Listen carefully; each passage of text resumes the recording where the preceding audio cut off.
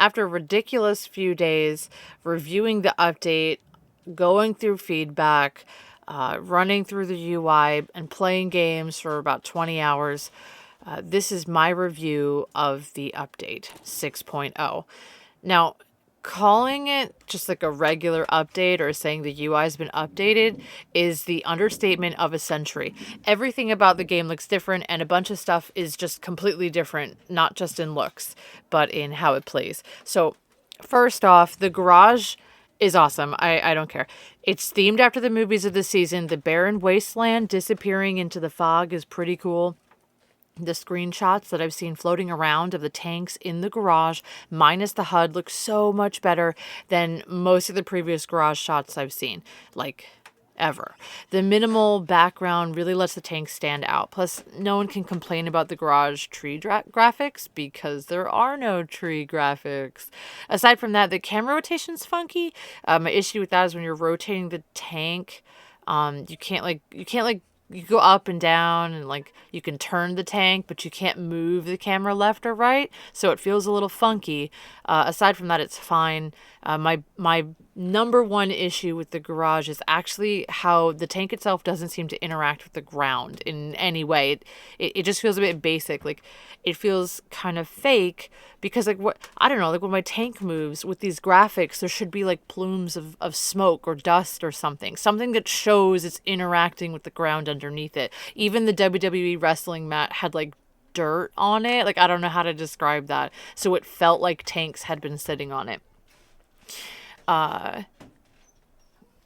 At the same time, the garage doesn't overpower or distract from the new interface everywhere, giving it a relatively clean look overall, instead of horribly cluttered, which if there was stuff in the garage, you would barely be able to make out what's going on. It would just look like a mess.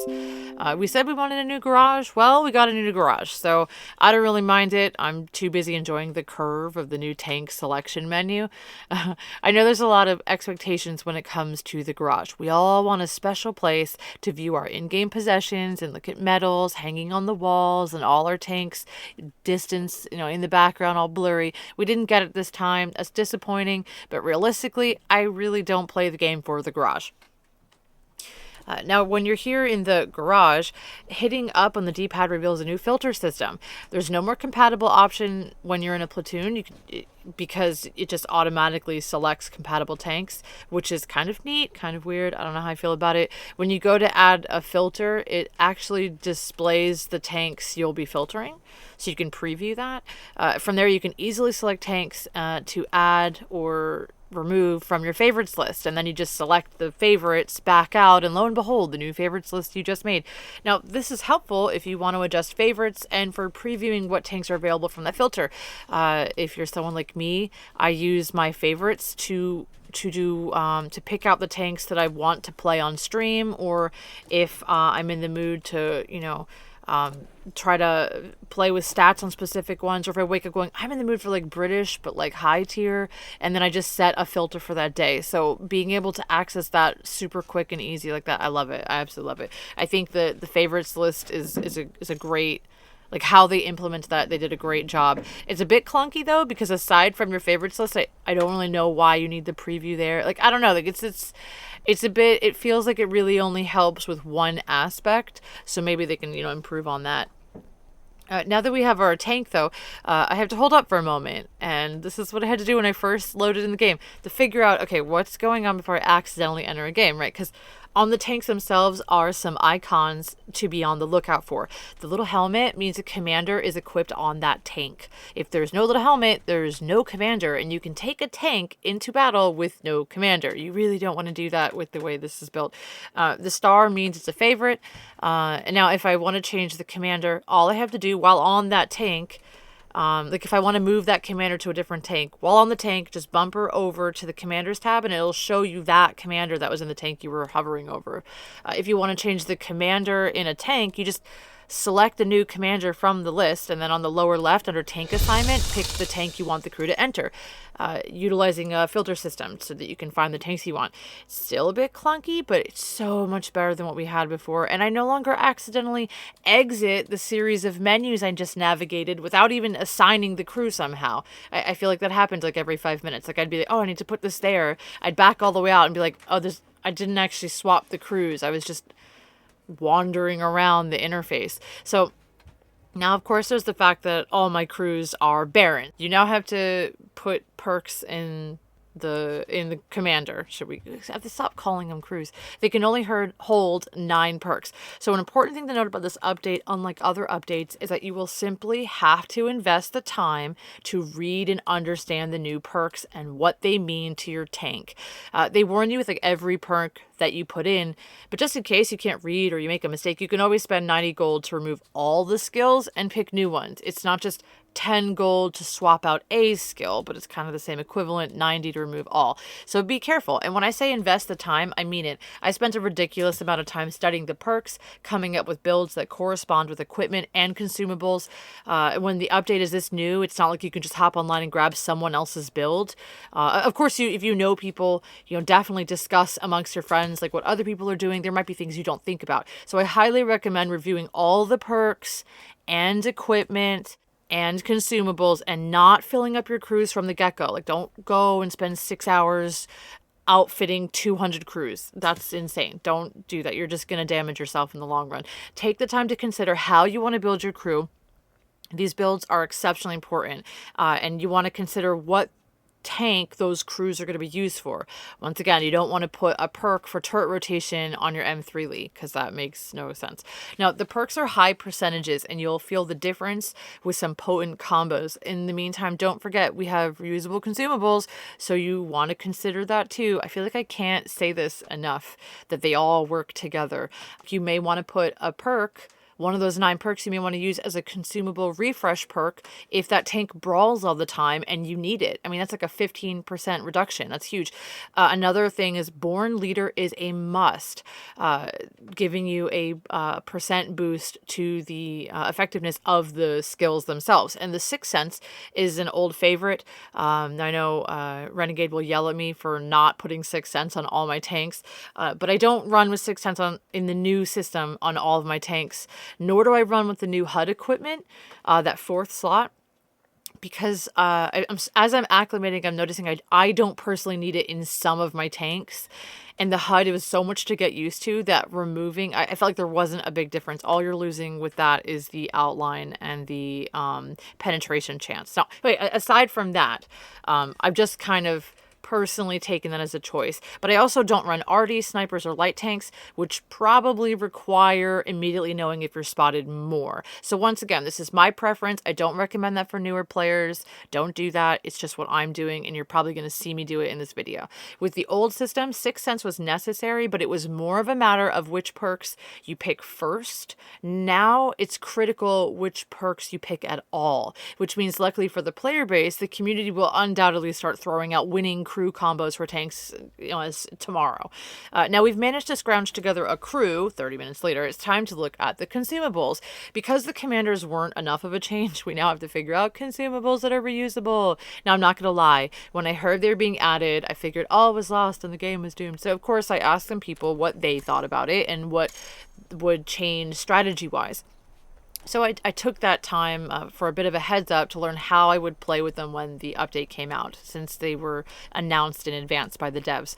I was also excited to see that Gasoline has a cool perk that helps with my mobility build. Now, I'm quite pleased to say that I enjoy them, but I want my 2 large equipment packages back. I'll adapt. I'm not new to gaming, but I do miss having that weird, 3 pieces of, 3 repair kits on one tank just for funsies.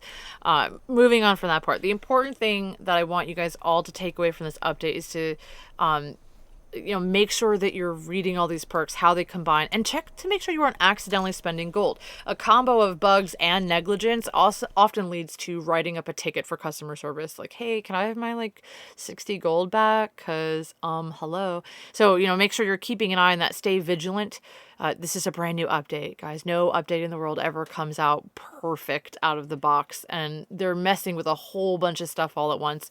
And so just keep an eye out. And don't worry, customer service has always fixed these sorts of errors for every other update. I doubt they're going to change that now. So aside from that, I run one large repair, one large gasoline, one large food. So this gives an additional boost to crews, stacking with the fancy crew boosts. The gasoline stacks with the turret mobility, repair stacks with repair stuff. But for the most part, it just stops me from having a broken track. So repair necessary. Now the premium versions of those are the ones that are reusable, which is something else to keep in mind when you have to do you want to spend the extra 10,000 silver? Do you not? Now don't forget equipment, right? So, I've said it 50 times. When picking crew perks, you have to know what equipment you're going to be putting on as well. So, of course, familiarize yourself with all the different pieces of equipment and how they can be combined with those crew perks. They all have buffs that interact with each other. You want to maximize your numbers. That's kind of the main scheme of this update.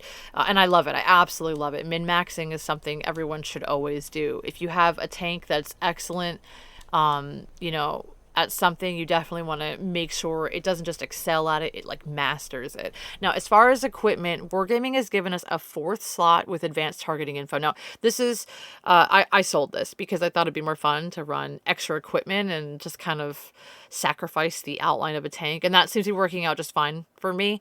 But that also means that I'm missing some of the information. So now I figure I can live with this. I can live without this piece of equipment on some of my tanks, the tanks that I play a lot, because I know instinctually what I can pen and what I can't pen.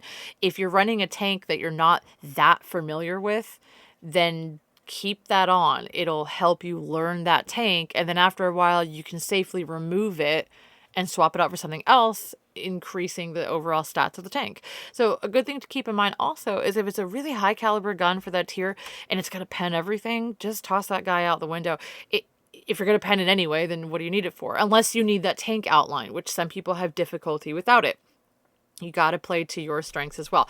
But once again, this is all personal choice. Overall, I love it. I love the idea that I even have the option to do that. I personally enjoy running with no HUD. It's thrilling.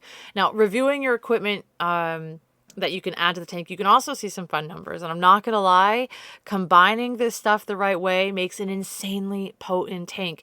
And it's not just the RD reload, it's reload on tank destroyers, it's concealment, it's maneuverability, it's insane. A chieftain with a 4 or 5 second reload, I can't right now. It just stresses me out, thinking about it. It's so amazing. Now, as far as tanks go, when you add all this stuff to it, across the board, every single tank has gotten a buff because of how dominant and amazing these crews are. So talking about the tanks, there's some aesthetic things that have nothing to do with playstyle that were also added that I want to review, such as wiggly bits. They added wiggly bits. There's definitely wiggly bits.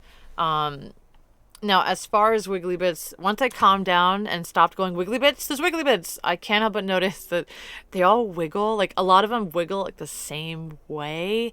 And I was super disappointed. I feel like some of the objects were just kind of transformed into jello. And in the garage, I can't help but wiggle my tank and think it looks ridiculous. But in the game itself, when playing in the match, it somehow adds a layer of realism that I was immediately immersed. I didn't sit there in the middle of a battle going, why is that rope wiggling like that? In the heat of the moment, it just fit.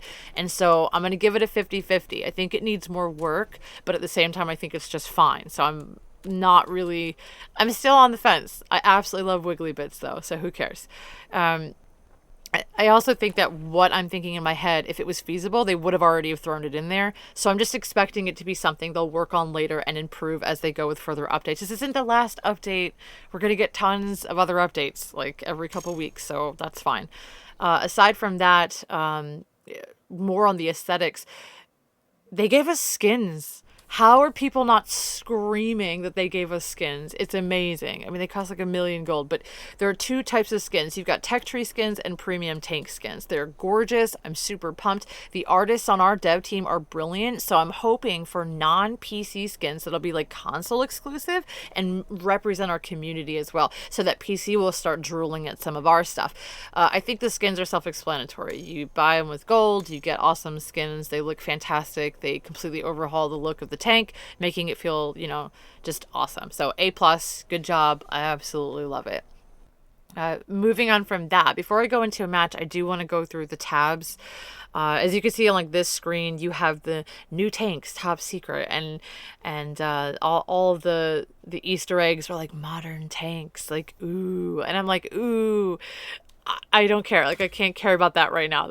Stop teasing me with stuff when there's already so much stuff in front of me. So I'm just going to put pause, hold, don't care, focus on in front. So starting with the tech trees. Now, at first glance, I thought, okay, this is interesting. But after surfing through them, I like how it feels smoother scrolling around. Now, I have a bit of lag. I also am recording this through an OBS. And so, like, I get graphical lag on top of what normal lag I'd be getting over there on the Xbox. So like, you're not always seeing it the best, and I do apologize for that, but it does feel quicker and smoother, and I like how it goes from bottom to top. I find it easier to follow the lines to the end, versus before, like I'd get halfway across and be like, I don't even know what I'm looking for anymore.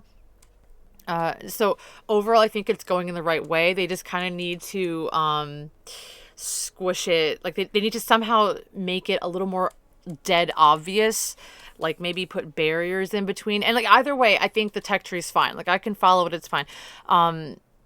A point I do want to bring up is something that was brought to my attention that I'm not made aware of because I already owned the tanks. In order to get the Death Star, you had to unlock the Badger first.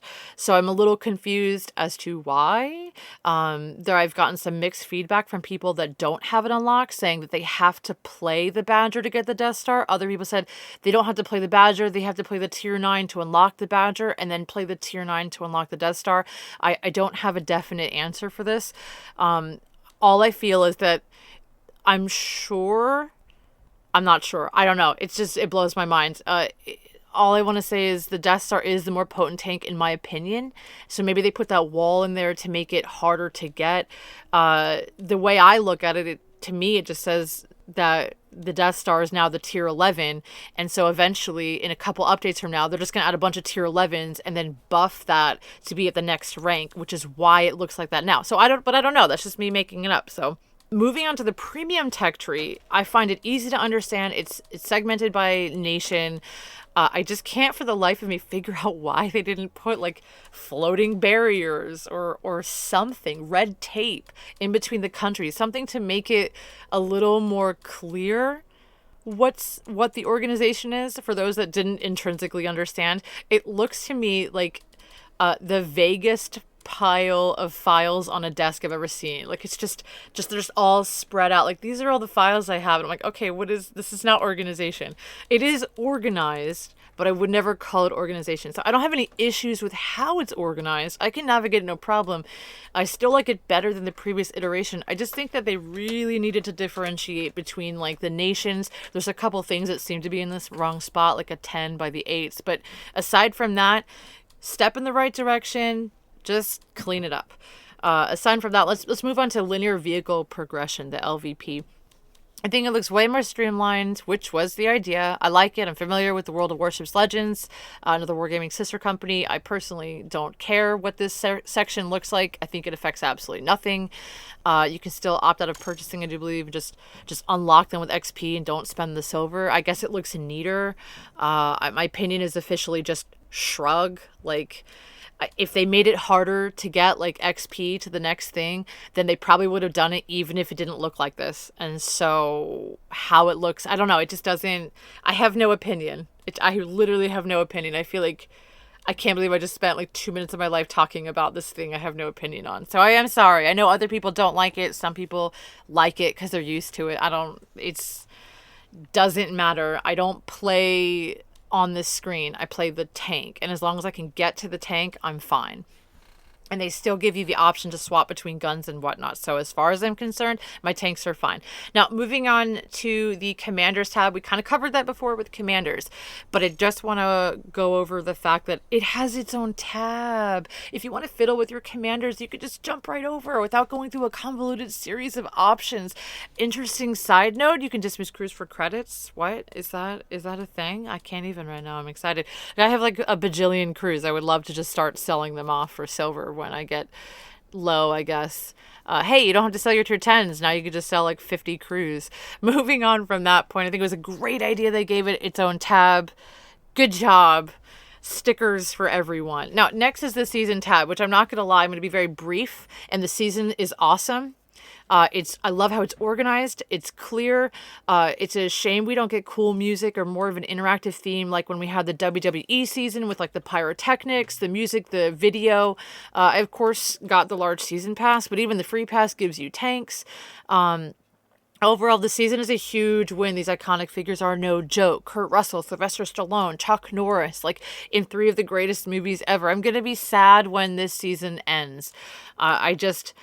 There is absolutely nothing wrong with the season. It's 100% yes. Even this section outlining everything is just yes. Great job. Love it. Moving on. Next is the profile tab. At first, I was a little confused about how things were rearranged initially. Like when I loaded into the garage, I went, where's my logs? So I made sure to spend time wandering the tabs and finding it. So this tab I thought was the most interesting. I like what they've grouped together here and how they're displaying it. I like the fact that the logs are now just on the bottom right. We have our stats here. We have stuff that's coming. Like, I don't know what's there, but I'm kind of excited. Like, ooh, I like the fact that the information is tucked in. The one thing I have to complain about is damage standing is gone. I can no longer see my damage standing on these tanks, and I am sad. I don't know why I'm sad. I no longer want to mark anything, which it wasn't like a major contributing factor to my gameplay anyway. Now, hopefully they'll add it back or give me new information. I don't even need to have useful information. I kind of just like getting the stats, like 65, tank destroyers played this last hour. Like, give me those weird stats just so I can feel connected. Like, we all love knowing how many trees we knocked over. Why? Because we like that kind of stuff. Moving on from that, how they reorganize and group the information makes solid sense to me. And aside from that, information currently provided, I give it a thumbs up. As far as the updates to the store, the only thing I want to talk about is war chests have been renamed key cards. Why? I don't know, the theme maybe, because as far as the cinematic, I love it. I absolutely love it. It definitely fits in with like that 80s action hero, like kind of a theme. Like I feel like I'm in some like Russian bunker somewhere, like get nuclear codes. I don't even know, but it's great and I love it. And if you buy 1,000,000 cards, it's so tedious to go through that cinematic over and over and over again. But like the button clicking is so satisfying, I'm fine. And to be fair, the previous cinematic with the cheers and the confetti, not only was it time consuming, it broke half the time anyway. So it's fine. I can live with what they did. I'll just buy like I'll open a couple chests at a time instead of like 50 at once. As for the bugs with gifting, of course those are going to be fixed. This is the only moment I'm going to talk about it. There are known bugs. There are things they're fixing. Irrelevant. Out of the box, there were some mistakes. There were some bugs. It happens. Don't care. Moving on. One thing I'd like to point out is, are the cinematics, are the key cards based on the season or are they permanent? Like, is it just going to be key cards for the next year? Because if it's based on the season, that opens up the possibility for future incorporation with the future seasons. So in other words, if the next season is, let's just say the next season was like Hot Wheels, it could have been like little Hot Wheels packages you opened instead. Or like if the next season is going to be, I don't know, like, I can't think of anything. If the next season was like sea life and sharks, then we could have like little aquariums or something you open. These are not good ideas. I'm saying that it could be something that we could see in the future is more theme incorporation throughout the UI instead of it just being the garage. Now let's get back to the game itself. When loading into a match, the loading screen is great. I love it. I think it's a huge improvement from the previous screens. WOTC is finally entering the current decade visually, and the in-game UI itself is sleek. It's nice. There is a visual bug that didn't have the counter to the top, and that was like super odd. But the overall graphic changes were just absolutely huge. They were just absolutely huge. I know a lot of people instantly rejected it. I'm not really sure why, but I absolutely love it. It's so 80s. It fits the theme without going too far outside the box. All it's missing is the VSR, the VCR static lines, if you guys remember those.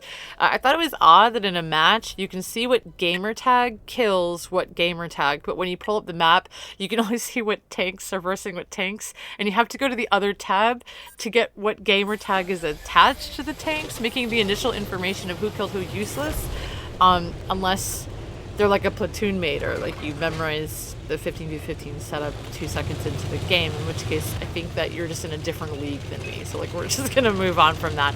Now aside from that, I want to point out that the graphics on the bottom left are like, those graphics are amazing. The fact they made everything kind of see-through. It opens up the playing field so much. Like there's so many times when you're brawling and like I can't see what's underneath that square map on the bottom right. Thank you for removing it. I know that everyone's gonna hate me for saying this, but seriously, you guys never complained about the giant 1/6 of your screen that's invisible in a blind spot directly next to your tank? This never bothered anyone? Come on, please. Moving on from that point, the map being moved to the top left was uncomfortable at first. I get it. I can handle readjusting the map placement because I like what replaced it, in other words. I also like how the maps are returning to a more topographical map. A lot of my friends felt that they were difficult to read, and I too struggled with it. I feel the new maps are vague. I want more topographical information, more of like the contrast between what's breakable and what's not breakable. I liked being able to pull that information from it, but at the same time, I like the fact that it's partially see-through so that it's not cluttering my whole screen. Aside from that, the maps I'm a little wishy-washy on. I think they're not good enough, but they're on the right track. I like them top left.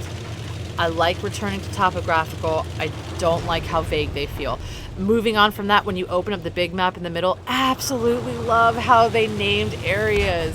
But on Himmelsdorf, shouldn't you have called it Banana Road to make people happy? Come on. Aside from that, I absolutely love it. I love the names. Perfect. Wonderful. Love it. Now, when you're hovering over another tank in the match, and you have that corresponding information on the bottom right, which parallels your own tank information on the bottom left, that makes sense. It's balanced looking.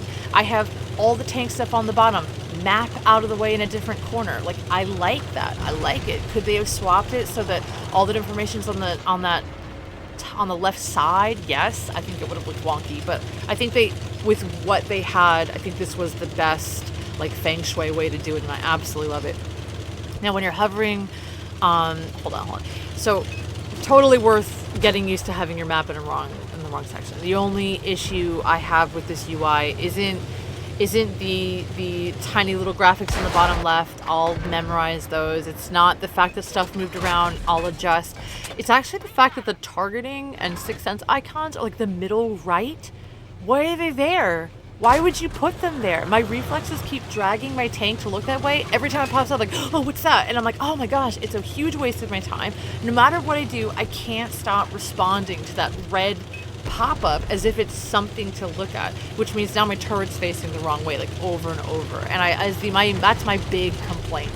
And I haven't really seen anyone complain about it. I'm sure that they're out there, and I haven't dug far enough. As far as overall gameplay, I find that the UI is a huge improvement. Gameplay is a huge improvement. I had difficulty at first being able to target and find enemy tanks. I ended up turning my gamma down to improve the contrast, and that helped. I dropped it about 35%, and it was just brilliant. It just absolutely was brilliant.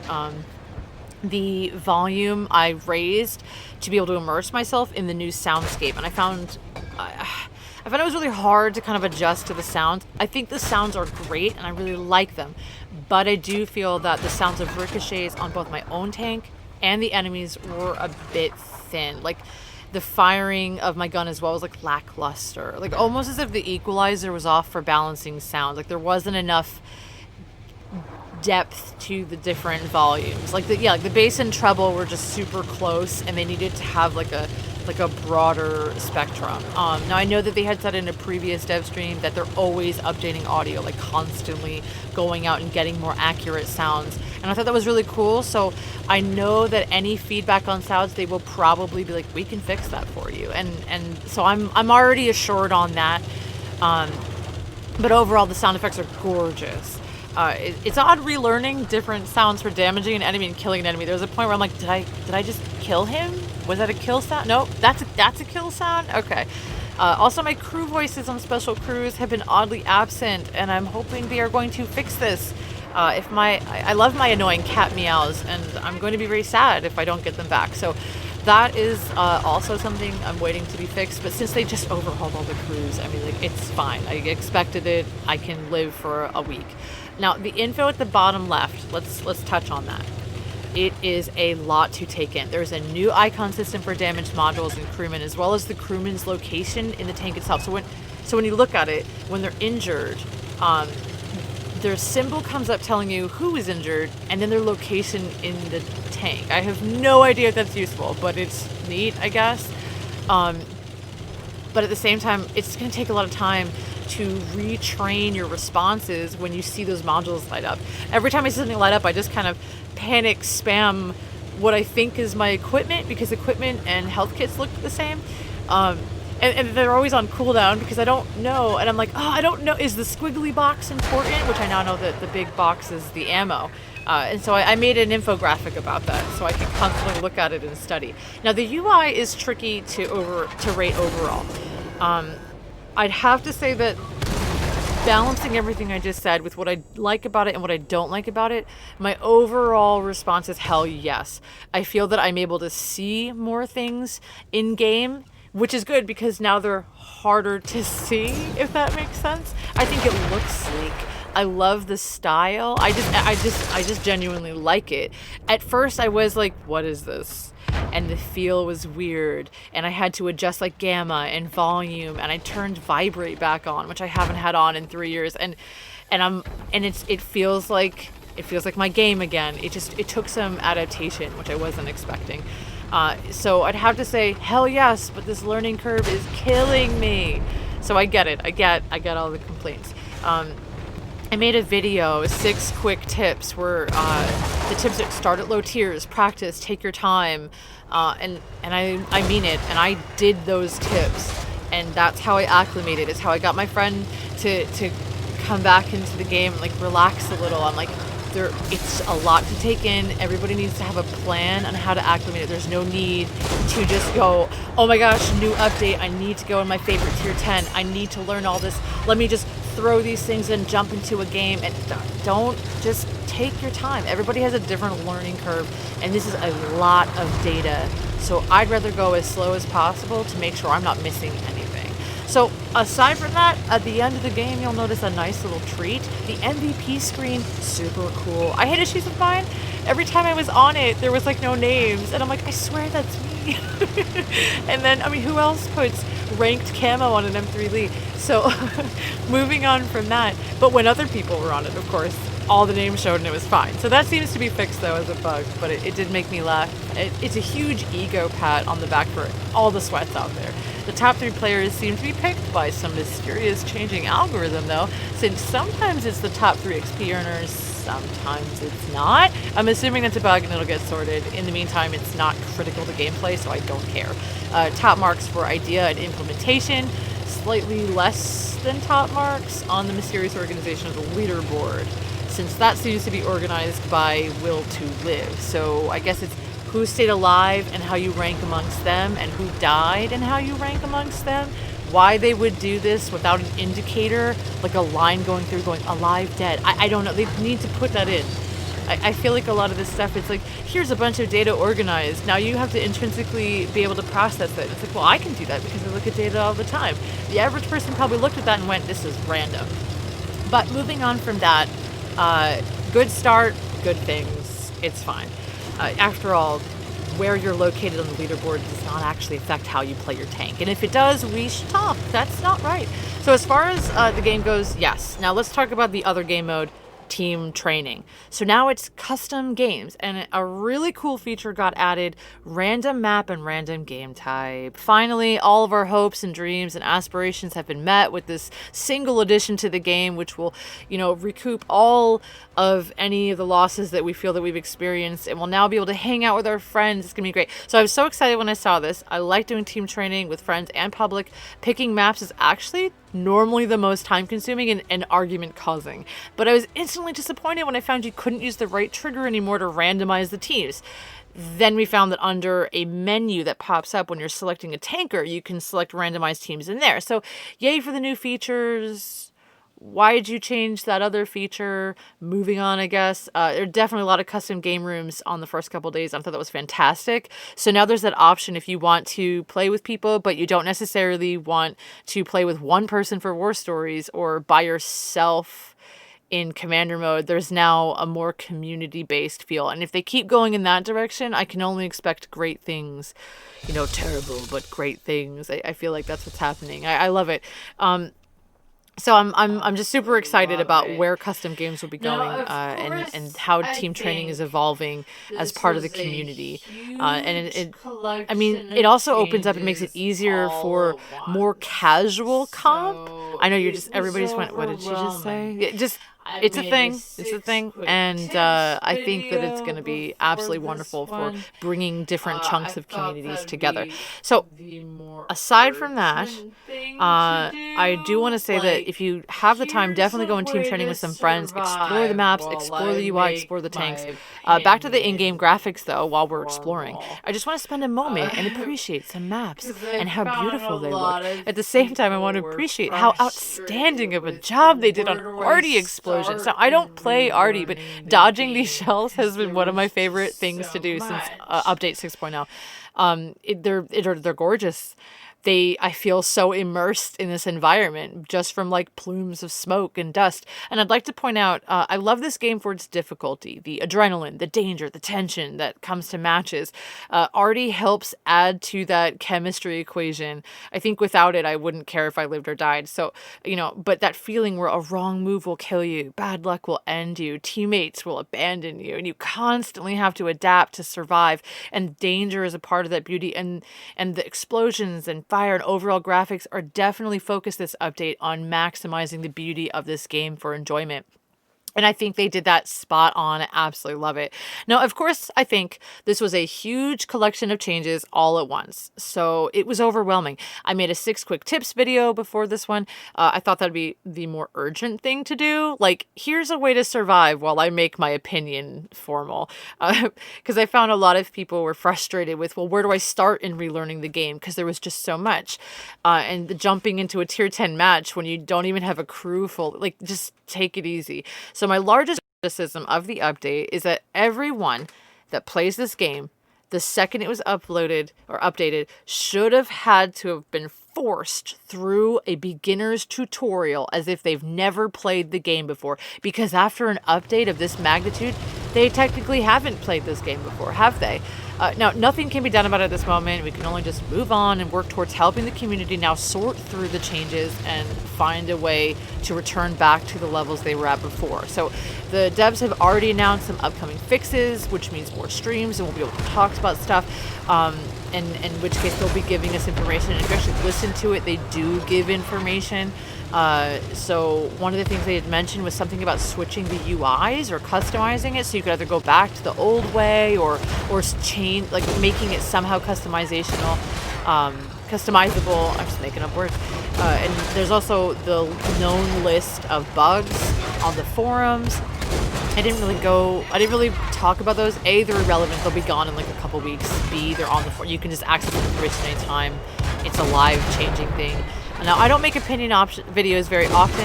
I thought I'd share this time because I actually have a lot of opinions, even though it seemed like half the time I was saying, I don't know.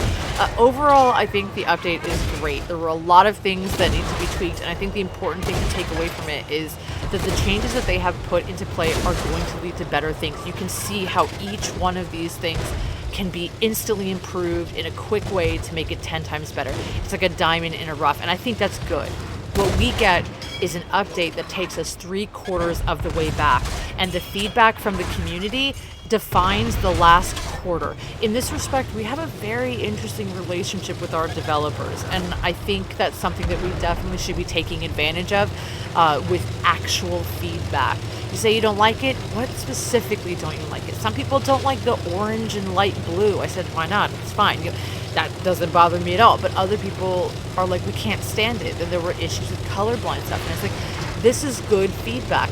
Tell us, tell not us, but like tell them what they can do to make it better, and they really do read that feedback, and they can implement it as they tweak the last quarter. I think this is something that we need to be taking advantage of. And on a last note, I will say that I am a little sad. Every time they come out with a big update, they wipe all the replays, and I totally forgot to download my replay videos. So now I'm like super bummed that no one will ever see me falling off a bridge, destroying a light tank upside down. So, it is what it is. I literally fell off a bridge and landed on a light tank. It was beautiful. In the meantime, thank you for watching my video. I hope that you will give me tons of feedback. I want to know if you agree or disagree with any of the things I said and like why. I absolutely love the discussions I've had over the past couple of days about this. I think this is one of the greatest updates. If you get rid of the things you don't like and you look at the stuff that's left over, it still surpasses all the negatives. And I think that everyone will see that in a couple of days, especially as they're rolling out more fixes and whatnot. So I guess I'll see you out there, Commanders, and I hope you liked my video. Bye!